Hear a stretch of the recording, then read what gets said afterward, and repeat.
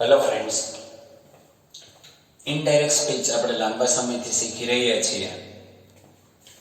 આની આગળના વિડિયો લેક્ચરમાં પણ આપણે પેરેગ્રાફની ચર્ચા કરેલી, કેવી રીતના એનું ઇનડાયરેક્ટ સ્પીચમાં રૂપાંતર થાય એ જોઈ ગયા. હજુ આપણે પ્રેક્ટિસના સંદર્ભમાં જ ફરીથી આ બે પેસેજ જોઈ લઈએ. કાલે મેં તમને કીધું એમ કે પહેલું કામ તમારે શું કરવાનું છે તો કે એ પેસેજને વ્યવસ્થિત વાંચી લેવાનો.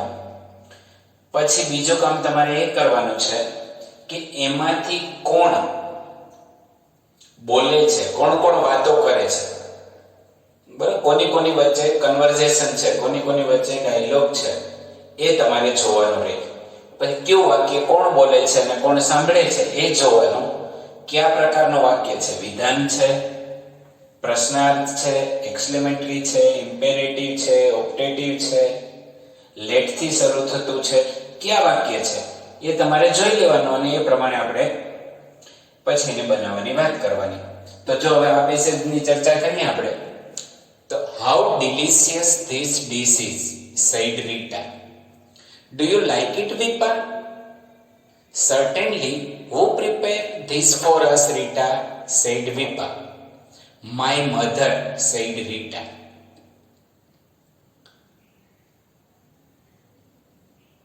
Let's go and thank her, said Vipa. તો જો અહીંયા કોણ કોણ બે વાતો કરે છે તો કે રીટા અને વિપા. પહેલું વાક્ય how delicious this dish is. Rita બોલે છે, સાંભળે છે કોણ તો કે વિપા. તો પહેલું વાક્ય છે એ કેવું વાક્ય છે તો કે એક્સક્લેમેટરી સેન્ટેન્સ છે. તો આપણે એને કેવી રીતના બનાવીએ તો કે Rita exclaimed to Vipa, how delicious this dish is. Delicious, tasty, સ્વાદિષ્ટ, બરોબર. તો એ સેન્ટેન્સ કોણ બોલે છે તો કે રીટા અને કોને કહે છે તો કે વિપાને. કેવો ભાવાર્થ છે તો કે ડીશમાં કંઈક વખાણ કરવાનો ભાવાર્થ છે. તો વિથ એડમાયર અથવા પ્રેઝ, વિથ જોય, ખુશ થઈને પણ કહે છે. હવે તમે એડમાયર ની જગ્યાએ ત્યાં જોઈ લખો તો પણ ચાલશે, પણ વખાણ કરે છે એ વધારે છે, એપ્રોપ્રિએટ રહેશે. પછી સંયોજક તરીકે શું આવશે તો કે that.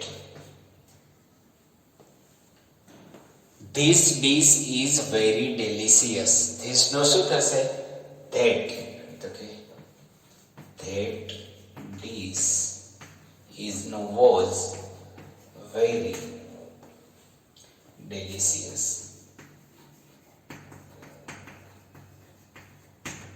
એક સેન્ટેન્સ પૂરું થયું. ડુ યુ લાઈક ઇટ વિપા, કે વિપા તને પસંદ આવી. તો એ વાક્ય પણ કોણ બોલે છે રીટા જ બોલે છે. તો કે એન્ડ આસ્ક, એન્ડ થી જોડી દો, અથવા રીટા આસ્ક્ડ અગેન, રીટાએ ફરીથી પૂછ્યું એમ પણ લખી શકો કે રીટા આસ્ક્ડ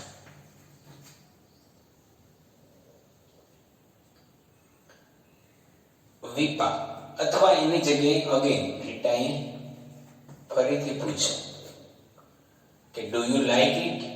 અને એમ ન કરવું હોય તો એનાથી સરળ તમારા માટે કયો રહેશે કે એન્ડ થી જોડી દો, એન્ડ આસ્ક્ડ. સંયોજક તરીકે શું આવશે if.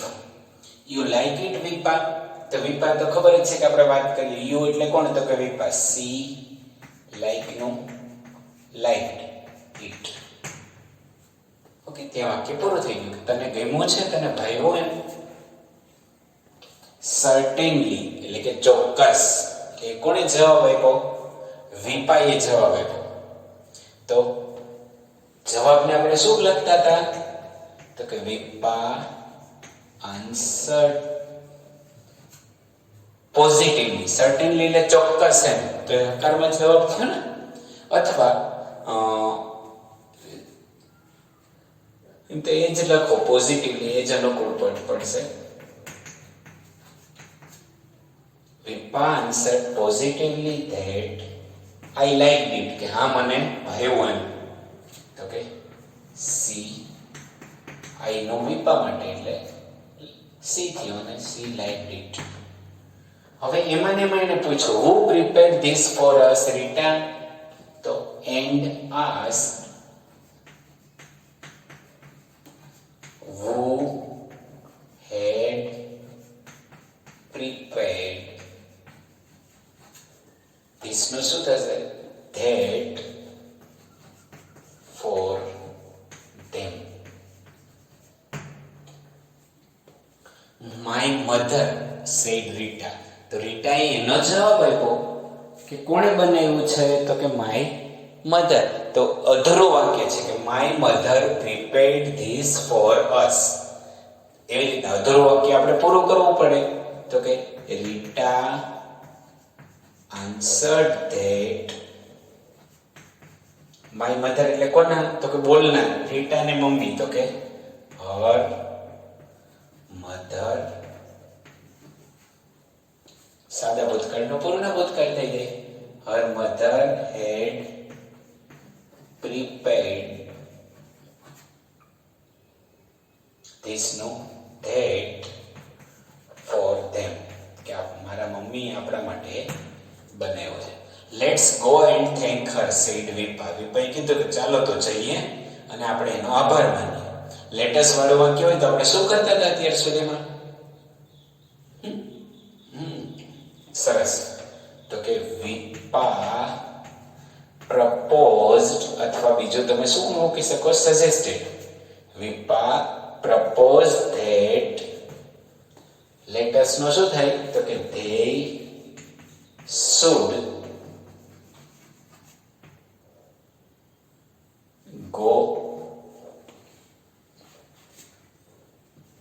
they should go and thank. એનો ભૂતકાળ થઈ જાય thanked. કે આપણે જવું જોઈએ અને તેણીનો આભાર માનવો જોઈએ, તારા મમ્મીનો આભાર માનવો જોઈએ. આ રીતે ટૂંકમાં કયા પ્રકારનો વાક્ય છે એ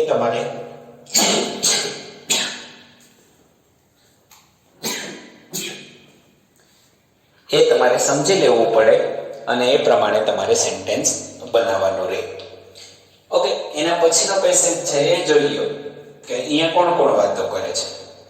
Can I see the manager? I asked. Certainly, replied the accountant without smiling. Accountant એ જવાબ આપ્યો કે ચોક્કસ, પણ without smiling, હસ્યા વગર ચહેરાના હાવભાવ બતાવે છે. Are you the manager? I asked the man in his chamber. Yes, please come in and take your seat, he politely said. Thank you very much, I said. તો જો અહીંયા ત્રણ વ્યક્તિઓ વાત કરે છે. પહેલું સેન્ટેન્સ છે આઈ છે એ કોને પૂછે છે? તો કે અકાઉન્ટન્ટને પૂછે છે. એના પછીનો સેન્ટેન્સ છે આઈ છે એ એક માણસને પૂછે છે એની ચેમ્બરમાં જઈને. પછી મેનેજર છે એને રિપ્લાય આપે છે. ઓકે, તો પહેલું વાક્ય કોની કોની વચ્ચે વાતચીત થઈ છે તમારે જોવાનું. તો કે આઈ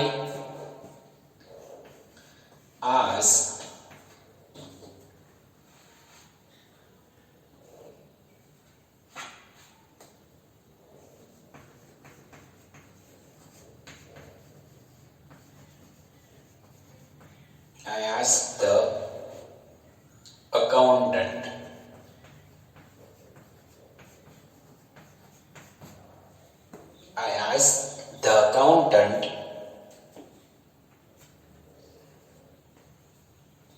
if I can see the manager. I એટલે કોણ?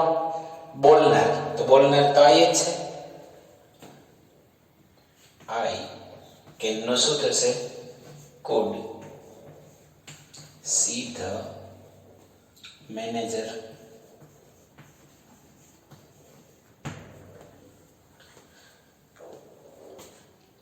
Certainly, replied the accountant. So, the accountant replied positively.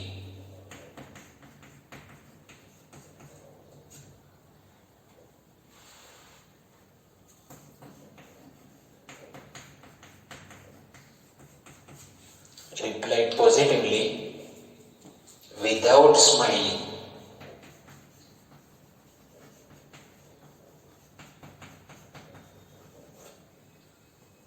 Without smiling.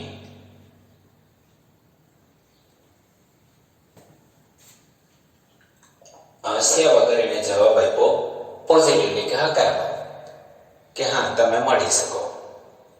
પછી ત્રીજો વાક્ય જો, are you the manager? I ask the man in his chamber. તો કે I ask the man in his chamber, એની ઓફિસમાં જઈ અને મેં એને પૂછ્યું. આર યુ ધ મેનેજર એટલે ઇફ, સંયોજક તરીકે શું આવશે? You are the manager. You એટલે કોણ? તો કે the man. He was the manager.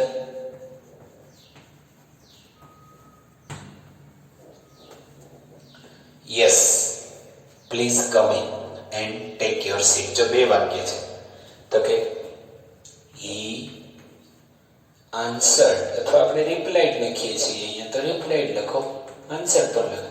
He replied positively,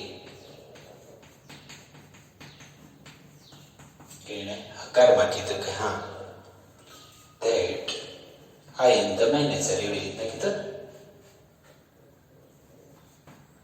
I am the manager એટલે કે હી વોઝ ધ મેનેજર. તો આ વાક્ય ક્યાંય છે જ નહીં, છતાં આપણે લખ્યું કે અહીંયા જવાબ હતો ને કે હા યસ આઈ એમ મેનેજર. એ રીતના please come in and take your seat. એ વાક્ય કેવું છે? તો કે આજ્ઞાર્થ વાક્ય છે અને એ જ બોલે છે. તો તમે અહીંયા એન્ડ થી જોડી દો. And requested to come in અથવા ટુ ગો ઇન, પણ આવવાના અર્થમાં છે એટલે to come in and take your seat. And take his seat with politely. કેવી રીતના એનો ભાવાર્થ આપ્યો છે? તો કે વિનમ્રતાથી. તમે છે ને એના કરતા અહીંયા એમ કરો તો વધારે સારું રહેશે. હી રિક્વેસ્ટેડ, એને વિનંતી કરી, પણ કેવી સાથે? પોલાઇટલી, વિનમ્રતા સાથે. With politely that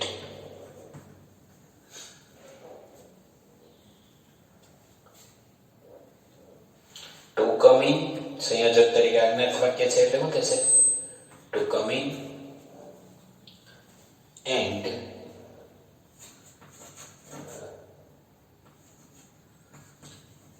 take your, એટલે સાંભળનાર, તો એટલે આઈ છે ને, તો અહીંયા શું આવશે? take my seat. Thank you very much I said. તેણે જો પ્રશ્નાર્થ નથી, આ જવાબ પણ નથી આપ્યો, તો તમારે ટોલ્ડ મૂકી દેવાનો.